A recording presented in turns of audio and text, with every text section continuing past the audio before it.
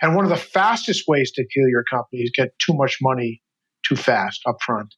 And when people do these early seed rounds of $10 million and, they do a Series A and they got 40, 50, $100 million, and it sounds so good to many inventors, innovators, entrepreneurs, yet very quickly the money becomes a trap. And now, from San Francisco and the UCSF Rosenman Institute, the Health Technology Podcast, with your host, Christine Winoto.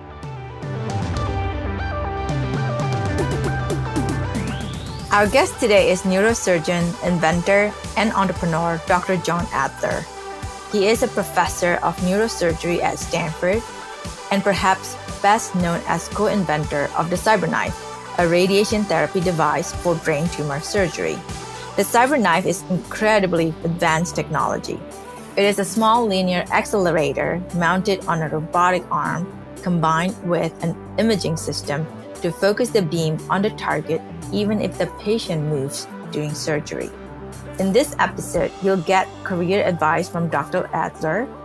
You might be surprised at his perspective and great insight into how startup founders should handle money and investors. It's all about the relationship. Also, growing a startup, it turns out, has a lot in common with growing a family. I hope you enjoy our conversation. And if you like what you hear today, please subscribe to our series on the podcast platform of your choice.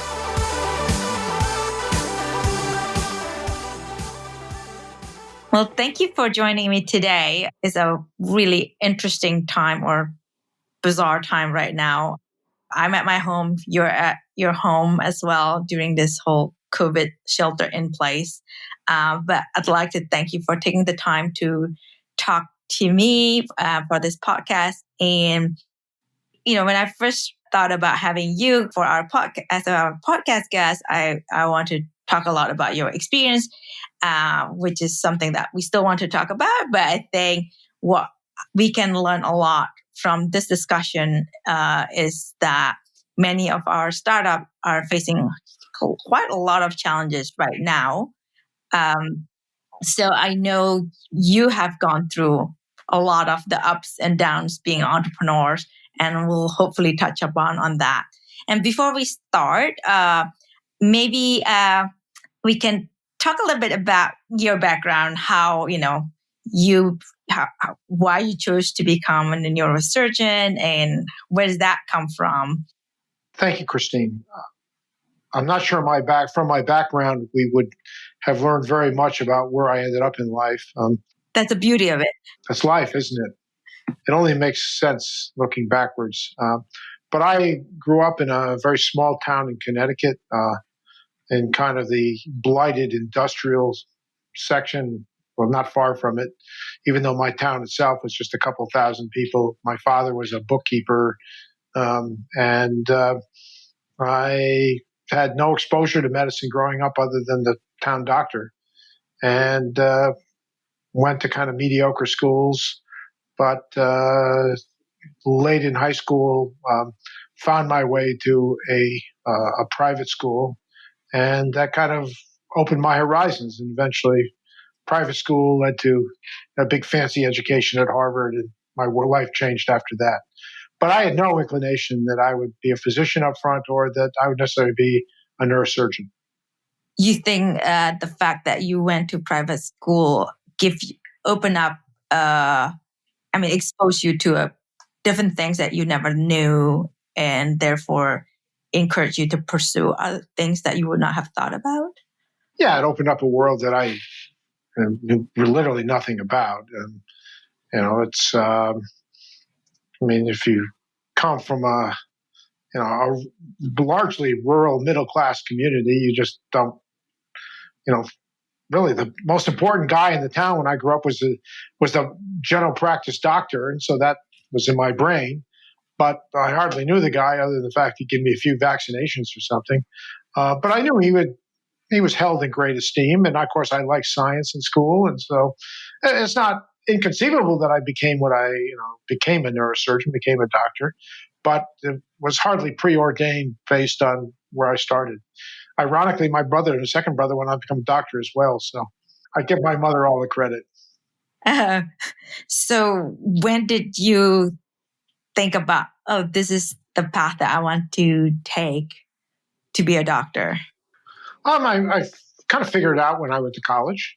And I went to college assuming I'd be kind of a scientist, a molecular biologist, because that seemed very cool. And that was my earliest ambition. But as I got exposed to more and more people, medicine became a career path.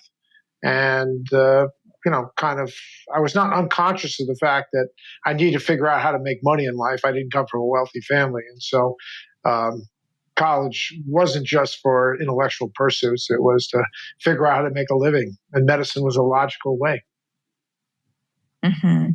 And is that because I think you decided to become a doctor, and I know you spend some time overseas as well. Is this more like, oh, I just want to try out about living in a different country, or is it more like you're pursuing something bigger? Well, no, my life I stumbled through blindly, and it only in hindsight does it make sense. So no, I traveled very little in life when I was young. I mean, I had never been on an airplane until I was 20 years old. And I mean, the furthest I had been from my home was, Philadelphia. And I grew up in Connecticut, so it wasn't very far. But when I became a physician, eventually became a neurosurgeon, again, there opened up an opportunity really where I had to do research for a year, and didn't know what I wanted to do. And it just so happened that there was a Swede who had worked in a lab with me who was kind and nice to me, and we struck up a relationship. And when he went back to the Karolinska Institute, he suggested that I might want to come when I had that year off. And that's what I chose to do. Sweden seemed like a good place to spend a year. That's all. I like how you make your decision. Well, since I think your podcast has a lot of younger people earlier in their career, I guess my advice, which I give to a lot of young people, is to not overthink your decisions. There is no conscious decision I've made in my life that has guided me to where I am today. And I wouldn't, in my wildest imagination, I think, have imagined 30, 40 years ago that I'd be doing what I'm doing today. But as I look backwards, it seems inevitable. So explain that. Yeah. So, how long were you in Sweden, and what do you do there? Well, my second to last year of residency, I spent in Sweden for 1 year. In fact, my daughter was born there. And I went there thinking that I would pursue clinical experience in cerebral vascular surgery, which at the time interested me a lot. But I'd been there only a few weeks when I discovered Professor Lars Leksell and his creation, the gamma knife, which was the first form of radiosurgery. And when that happened, my life was transformed. And then when you go back to Stanford, that's when you end up starting a company based on that technology? Exactly. So I was at the time at Harvard when all my education was at Harvard. And when I got done with Harvard, I'd made some politically stupid decisions, which destroyed any chance that I would have a job at Harvard. That's a story unto itself.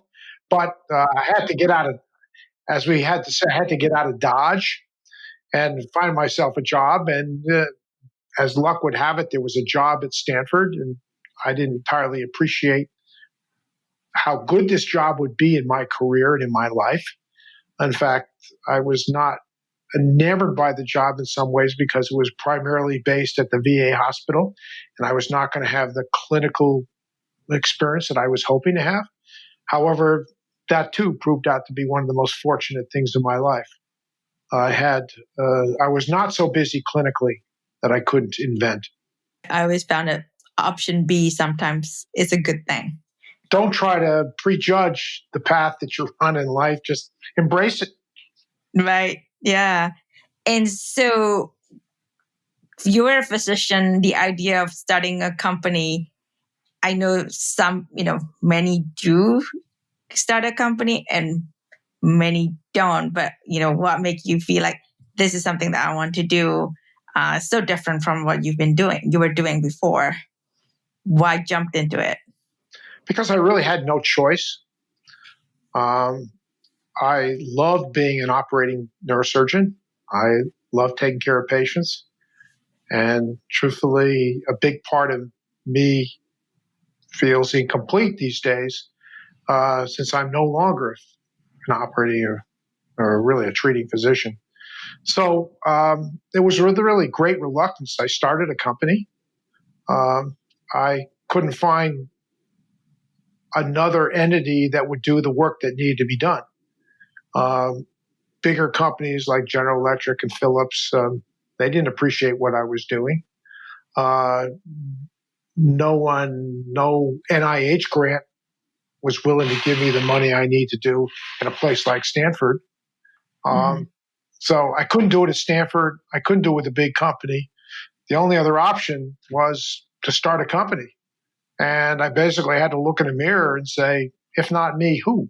But truthfully, I wasn't scared about that. I didn't even know what I was getting myself into.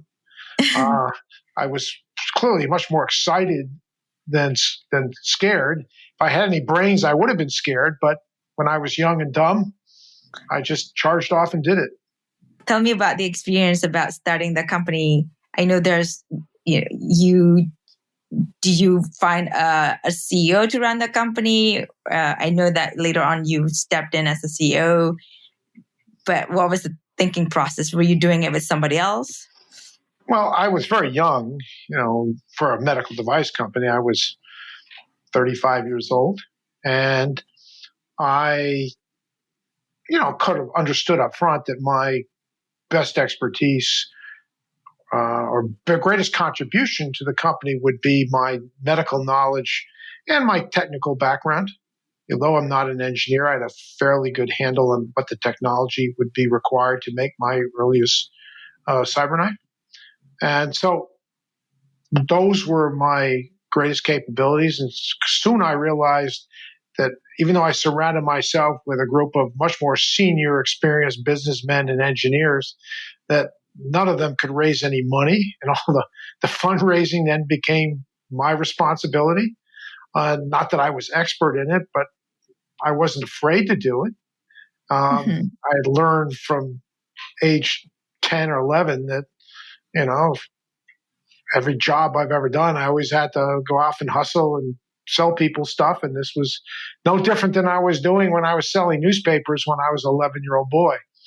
And so I ended up really doing a lot of the heavy lifting, getting the company going, but brought in a CEO who on paper had both the experience and knowledge to run an early stage company. And I was in the background, chief medical officer. And then later on, when the company faced some challenges, I guess you stepped up and become the CEO. At some point, I think the company, it ran out of money. And I felt like this is an opportunity for company nowadays to learn from you. Like, there's many of the company right now are faced with financial challenges in the next few months or so, or a year. And do you have any advice for all these startups? Well, number one, stay alive. I think I have a lot of advice in this domain. Stay alive. Once you're dead, you can't be reborn. So we didn't just run out of money once or twice. We ran out of money dozens of times. And we somehow struggled to stay alive and understand I wasn't formally managing the company as CEO through this situation, yet it turned out basically the fundraising and the most difficult times always fell on my shoulders. So I was never hung up on titles. And even though in many ways, I was functioning like CEO and driving a lot of the major strategic decision making. Stanford said, you can't be a faculty member and be CEO. And it worked out. I was still a busy surgeon and I was actually a very busy surgeon, taking care of lots of patients. But somehow I managed to juggle the two balls of fundraising, keeping the company going, driving some of the clinical research, and still being a very, very busy surgeon at the time. What I learned, number one, is stay alive. Number two, what I also realized in the more senior role in life is that companies are not nearly careful enough. Early stage companies are not nearly careful enough with their money in many circumstances. And one of the fastest ways to kill your company is get too much money too fast up front. And when people do these early seed rounds of $10 million and, they do a Series A and they got 40, 50, $100 million, and it sounds so good to many inventors, innovators, entrepreneurs, yet very quickly the money becomes a trap. With that $100 million comes lots of expectations. And an idea, a company, takes a certain amount of time to germinate. It's a little like a pregnancy, no matter how much you want to will it, no matter how much money you want to spend, a pregnancy is going to take 9 months. And there's a certain natural rhythm to companies. And when there's too much money interjected, there's a pressure to go too far, too fast, and then people get greedy and things blow up. The best startups find a way to really advance the ball down the field on the least amount of money. And so be careful how you take money. It's the fuel for growth, but also it's the fuel, can be the seeds of self-destruction as well. How do you balance, though, what's the right amount of money? Because I think sometimes you do want to do things fast, but at the same time, you're saying, just like pregnancy, you cannot fast forward certain things because it has to go through the whole 9 months. And how do you know what is the right amount of money to get for? Well, I think this is where a mentor can be helpful. When you're young, you just want to go fast. And when you get older, you kind of come to appreciate that there's some things that just can't be sped up. And I hate to say the venture capital community has all the wrong instincts. They're locked into these 5, 6, 7-year cycles. And almost no company can deliver on these 5, 6, 7-year cycles. And they create the old seeds of their own destruction. Yet I understand why, limited partners don't want to hang around for 15 or 20 years. So there is a primary disconnect with what I think how venture capital works and how companies need to work. So I'm actually a critic of venture capital as a source of income. And I think maybe increasingly family offices, which can think generational, today may have a better inside track on funding life science startups. Now, having said this, I think it's hard to ever turn down money. My current startup, Cureus, has been the best funded company of my career because a lot of it was self-funded. And I could always take the money at a pace that was necessary and useful without incurring undue risk and not pushing things faster than they could be pushed. So I would say the ideal circumstance is to have an investor who can advance the company through that very patiently, through its earliest stages, being very careful with money, but having lots of trust that the founder knows that the investor will be there if needed, but never takes that investor for granted. This podcast is sponsored by Brown Rudnick's Global Life Sciences Group, a team of legal professionals that helps life science companies, lenders, and investors around the world turn good science into good business. Learn more at brownrudnick.com. You mentioned about trust, the importance of having that trust, and how do you build that trust between you and the investor that at least align in your mission? Well, it's a constant struggle. I mean, there's nothing engenders more distrust than money in life, sadly. I mean, even most marriages, they blow up because of money. It's,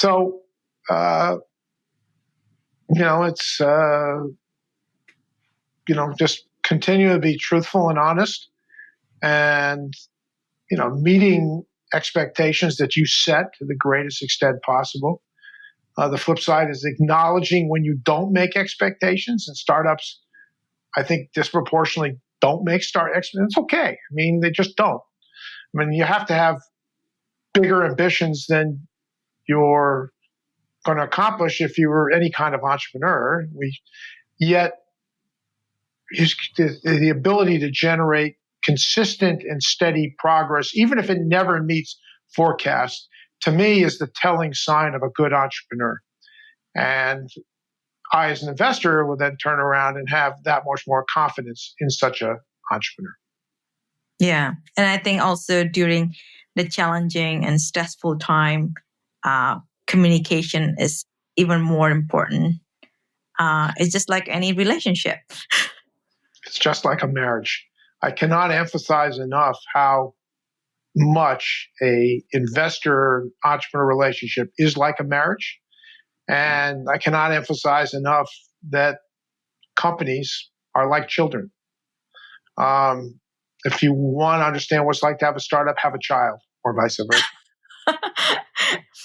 That seems, I hope you don't have a child so that you can learn how to start a company. But I can totally see. They're so similar in the emotional attachment that you will generate. I mean, I have given, in all my companies, I've given the same amount of time to build a company to maturity that I gave to one of my children. Probably very similar, very similar. How many tens of thousands of hours did you invest? How many sleepless nights did you have? How much, college funds, investments did you make?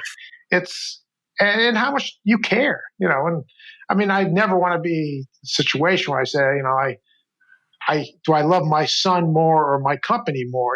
Then sure. In the end, I think about it, but I do the right thing. But they bring out the most passionate parts of ourselves, whether they be children or companies, and I cannot overstate that enough. And I do think not just many, the vast majority of entrepreneurs don't appreciate this, and they get off and they start a company like it's a one-night stand. Like they might have a child with a one-night stand and think that there's no emotional commitment here. No, it's not that way. And so I reckon don't even start a company unless you're willing to make that step, because why waste months or years of your time when you're not really willing to be as devoted as you need to be? Yeah, I totally get it. And I think I use this example a lot to a lot of the startups that we work with. I always say that, when you just started, you're cute, you're a baby. And then build that relationship when you're still cute and everybody's invested in you. And when you need something, you're a teenager, you're all full of pimples. You're not that cute anymore. Very good. So exactly. So, but then if they already invested in you, they want you to be successful. Just like, if you have a nephew or a niece, even though they're full of pimples, you love them, you want them to be successful, and you try to make things work for them. So I like what your analogy is about. At some point, you get old and bald, and all people care about is your bankroll. Oh, I hope that's not what people care about. I make a jest. I mean, the beauty of medical devices is that we will never necessarily have beautiful, beautiful business models of some software company that, has everything of 99% margins and, minimal cost to get into a market, et cetera. But I mean, you save lives, and there's a lot of people who have spent their life making a lot of money, but they've never had the thrill of being involved in saving lives. And for them, they're almost grateful to be able to invest in a life science company, providing they believe in the mission of the company and the management team. Yeah, I think that is very true. I felt that when you're in the space, once you have that experience, how much impact you make, then you're addicted to it. You want to keep going back to it. I know recently that you have another company, CyberKnife. Can you tell us more about that company? Well, CyberKnife was created to address the failures in my first radiosurgical startup. I felt that the technology I developed at Accuray, my first company, was revolutionary, and I was dismayed that it was not more broadly adopted. Mm-hmm. And I felt that the world, I've come to appreciate in the world, the best medical technology is not that which wins out. And there are some realities about healthcare, about medical devices that have nothing to do with technology, and truthfully have very little to do with saving patients' lives. It's unfortunately about money and regulation and culture. And my earliest startup delivered brilliant clinical results, but was not conducive enough for the culture and the economic realities of healthcare. And what I've tried to do with this next startup is to make something that is both brilliant, hopefully technologically in terms of clinical outcomes, but perhaps even more importantly, addresses the financial and cultural realities of the world of medicine. And so tell us more about the technology that you're developing at CyberKnife that you think that overcomes what you're saying.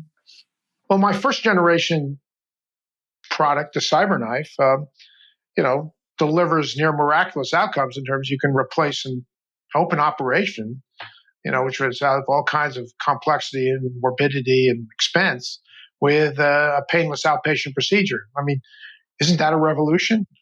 Well, it turns out that it isn't. And it's a counter-revolution for open surgeons who no longer are able to ply their trade and make more money. It's also a problem in that the money flow goes to hospitals, doesn't go to doctors. The technology is in the hands of almost exclusively radiation oncologists because for regulatory reasons, they have first rights on kind of controlling radiation equipment. And so to realizing that neurosurgeons disproportionately have access to the patients, we tried to make a technology that was more conducive for neurosurgical to control and own, and by virtue of such, also make money. So this new technology doesn't require a radiotherapy vault that a traditional radiation machine does. And these vaults are one of the primary reasons that historical technologies are controlled by radiation oncologists. So now the new technology, the ZapX, can be put directly in the hands of neurosurgeons, neurosurgical practices in many circumstances, even be operated on them in many circumstances, always with the help of radiation oncologists, but it turns the business model upside down. So neurosurgeons no longer have to look at the practice of radiosurgery as a lost leader. They can now look at it as something that is a financial winner for their practice. Yeah, and so, I mean, recently you completed your financing round, so congratulations. And it was exciting time that you get that completed. you mentioned earlier you in the past when you were with your first company, Accurate, even though you're not the CEO, but you're the person who's doing a lot of the fundraising. So you had a lot of success in raising money. And in this current climate, if some of the company startups who are not so lucky to raise their round before the current crisis, what advice do you have for them? Well, it depends on what stage of the business they are. If they haven't started the company yet, or they're just in the earliest stages, do as much as you can for as little money as possible. I mean, I like to say beg, borrow, and steal. I mean, the earliest stage of your company should involve, I think, those three attributes: beg, borrow, and steal. And let's say you're at a university. I mean, there's a lot of resources that you can feed off of. And especially when you're young, people give you, free hours, consulting hours that they're going to charge me for. And, there's equipment that people are throwing out. There's maybe computers that no one seems to care or want about. There's computing resources. There's probably cloud-based services that you have access to that other people wouldn't. And you can, I think in many ways, you can cobble together pretty good prototypes in that kind of setting that validate a lot of the primary principles and find a way to even get all the way to clinical treatments. I mean, it may not prove the entire economic viability, but it can prove the clinical viability. Moreover, you then have access to government funding, grant funding, and for example, the National Cancer Institute has all these small business investment grants they make, and those are great sources of free funding.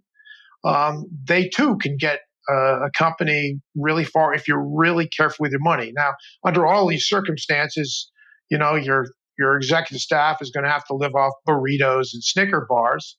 But if you're young and you're healthy and you can, you're patient, you can literally survive for a year or two on next to nothing.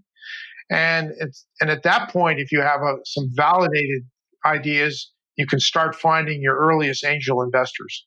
But if you're already at the stage where you need real money or some money, then I'm a big believer that angels investors and family offices are good places to go. And I think, when you've made $1 billion as some private equity firm, you can't spend it. I mean, at some point, it's a trap. And by the way, I don't have that kind of money, so I'm speaking from extrapolation, that at some point, you got to do something with your money. I have one thing I'm confident you can't take it with you to your next life. So somehow, some way, you got to figure out, and you can't even give that much to your kids even. So you're looking almost invariably to how to do good work with your money. And a lot of people with billions of dollars have made it in an entrepreneurial world, and they appreciate what entrepreneurs do in this life. And I think innately they're looking for entrepreneurs to believe in. And my dream is in 5 or 10 years that I'm in that position. So I think ex-entrepreneurs do try to support each other, and they make excellent angel investors, especially if they're successful enough to have $1 billion or something and have their own family office. So when fundraising, start with beg, borrow, steal, get to a certain threshold, then feed off small government grants where possible, like SBR grants. Then maybe you can pick the pockets of a few, family members who can maybe invest $10, $50, $100,000, and then start thinking about things like family offices or former entrepreneurs. And even at that point, then you might want to think about industrial partners or God forbid, venture capitalists. But once you get in bed with the venture capitalists, they will drive your business. They have a time frame. They have a certain series of objectives. And they can be smart people, but they have a gun to their head. to deliver something in 5, 6, 7 years. And there's just not many businesses that fit that profile, especially in healthcare. Right. And I think I always tell people that everybody has different stakeholders that they have to answer to. So it's not that, that's a reality that venture capital has. Yeah. Yeah. So, well, thank you for that advice. And I think that is a sound, good advice. I think I like, this definitely the big, boring steel. That's something that every entrepreneur has to go through it, be it a good time or a bad time, actually. And I think in the difficult times, that's even more crucial, I think. So with that, I thank you for your time. And thank you, Christine. I hope we pass through this whole COVID-19 within the shelter in place, put us behind us soon rather than later. But with, just like pregnancy, I guess sometimes you have to wait it out. You cannot rush it, I guess. It's a natural phenomenon. It's going to do what it's going to do. Yeah. Okay, great. Well, thank you so much. Thank you, Christine. You stay safe yourself. Thank you for listening today, and don't forget to subscribe to our podcast on iTunes.